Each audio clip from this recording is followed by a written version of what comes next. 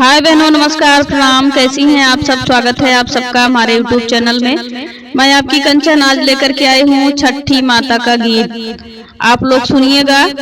इस गीत को मैं इस राग में पहली बार गा रही हूँ, मैंने कभी गाया नहीं है, फिर भी कोशिश कर रही हूँ। कैसा लगेगा कमेंट में बताइएगा। चैनल को लाइक सब्सक्राइब कीजिएगा, वीडियो को शेयर कीजिएगा और हाइप जरूर कीजिएगा।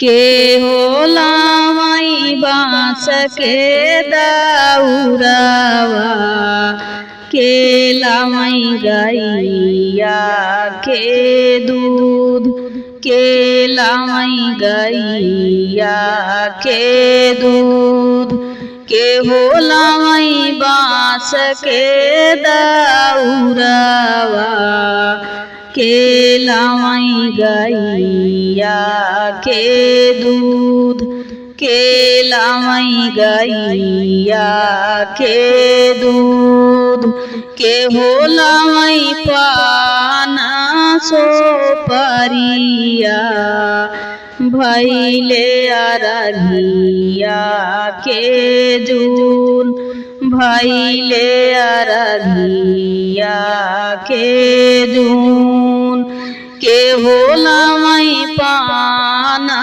सो परिया, भैले अरघिया के जून, डोमलाई हाई बाँस के दाउरावा, अहिरू गैया के दूध, अहिरू गैया के दूध, पनहरिया लाई हाई पाना सो पड़िया, भैले अरघिया के जून, भैले अरघिया के जून, के हो लई है फल फल हरिया, नींबू नारिया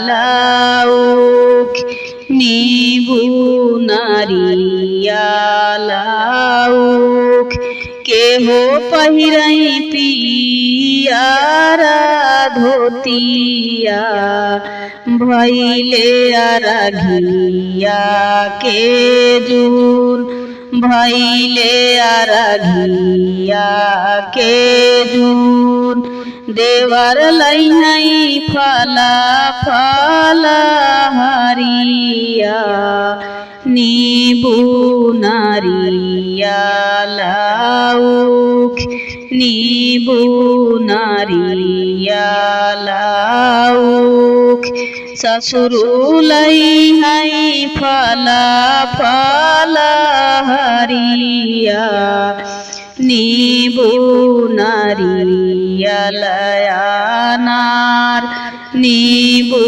नारिया अनार, पिया पहिरई पियारा धोतिया, भैले अरघिया के जून, भैले अरघिया के जून।